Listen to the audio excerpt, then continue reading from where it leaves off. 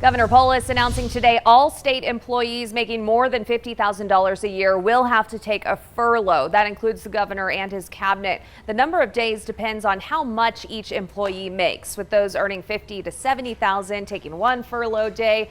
Those making more than $140,000 will take 4 unpaid days.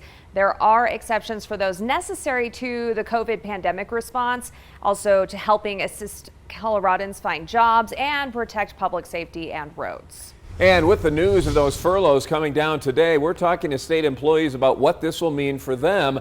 We're also hearing from economists who say the effects of this are still growing. News 5's Spencer Humphrey joins us live in the Springs with reaction tonight. Spencer. Well, here at the DMV and other state offices, many employees will be missing at least a day of work because of those furloughs. And while sure the furloughs could be worse, it still hurts. But in this economy, we're told action like this can still have a larger ripple effect. The longer this pandemic goes on, the more it spills to other industries. Industries like state government. This email, written and signed by Governor Polis, showed up in the inboxes of tens of thousands of state employees Tuesday. One state worker who wishes to stay anonymous told News 5 they saw the email about lunchtime after months of hearing rumors. And they went on to say while being furloughed is not preferred, they understand why it's happening. They wish the timing was better, but were ultimately glad it's a short furlough and not layoffs like other businesses have experienced. It's not surprising. UCCS economist Tatiana Bailey says it makes sense the state is strapped for cash right now. When you think about it, tax revenues go down. When you have an economic downturn, you have more people unemployed.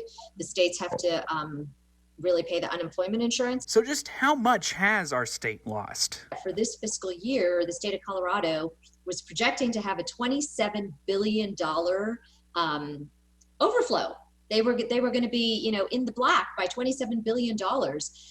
And now they're looking at least so far, a $3.5 billion shortfall. And there's another issue. And we are also restricted in the state of Colorado by things like Tabor and Gallagher Amendment. So that's another restriction that we have in the amount of money that the government can keep in tax revenues. So other states that aren't tax restricted like that can keep money from good years. And the state and its employees not spending has a ripple effect. Think about like a catering company that does events for the state. It can be supplies that the state uses. All sorts of different things.